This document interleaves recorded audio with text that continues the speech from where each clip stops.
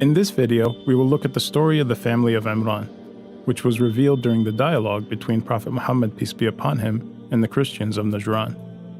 The story begins when Hannah was pregnant with Mary, and her husband Imrân had just passed away. She made a promise to Allah that she would dedicate her child's life to His service. "My Lord, I dedicate what is in my womb entirely to your service, so accept it from me." She then gave birth to a girl and named her Maryam, or Mary. Zechariah, who was a prophet at the time and was the husband of Mary's older sister, took on the responsibility to take care of Mary and provided her with a pleasant and righteous upbringing. Whenever he would visit her in her sanctuary, he would always find fruit there. "O Mary, where did this come from?" She replied, "It is from Allah.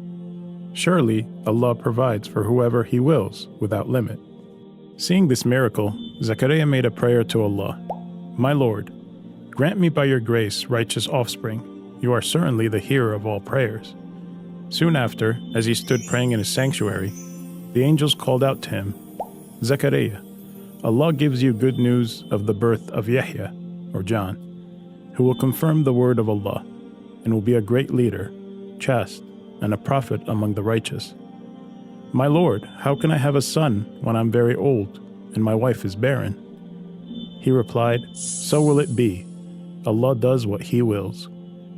Zechariah replied, "My Lord, grant me a sign." He said, "Your sign is that you will not be able to speak to people for 3 days except through gestures. Remember your Lord often, and glorify Him morning and evening." The chapter then shifts to another miracle, which is the birth of Jesus, peace be upon him. When the angels came to Mary and said to her, "O Mary, Allah gives you good news of a word from Him. His name will be the Messiah, Jesus, son of Mary, honored in this world and the hereafter, and He will be one of those nearest to Allah. He will speak to people in His infancy and adulthood, and will be one of the righteous." Mary wondered, "My Lord, how can I have a child when no man has ever touched me?" An angel replied, "So will it be. Allah creates what He wills. When He decrees a matter, He simply tells it be, and it is." Allah would then teach Jesus the Torah and the Gospel, and would make Him a messenger to the children of Israel. He gave Jesus miracles and signs to help bring people back to the straight path, like taking a bird made of clay, breathing into it, and bringing it to life by Allah's will, and healing the blind, as well as raising the dead back to life, all by Allah's will. All this so they can be mindful of Allah and worship Him alone. When Jesus, peace be upon Him, sensed disbelief from His people, He asked, "Who will stand up with me for Allah?" The disciples replied, "We will stand up for Allah. We believe in Allah, so bear witness that we have submitted." The disbelievers among the children of Israel, though, were not convinced, and they conspired against Jesus.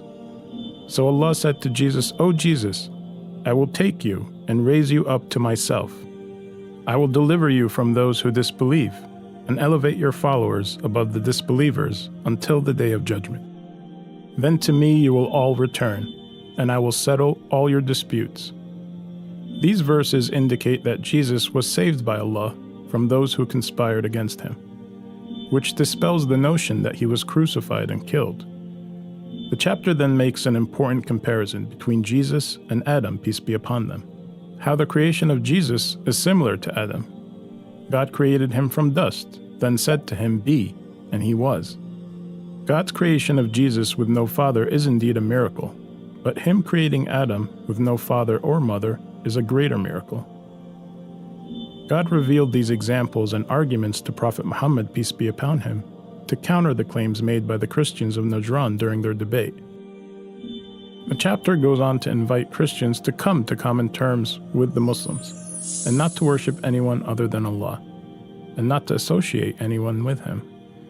Similar to Abraham, who was neither a Jew nor a Christian, he was a Muslim who submitted himself entirely to Allah.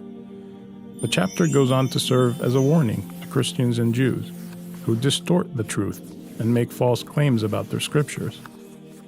The lessons and arguments revealed here to Prophet Muhammad, peace be upon him, provide Muslims with the knowledge to counter such claims, It helps solidify our faith in Allah and strengthen our resolve to stay on the straight path.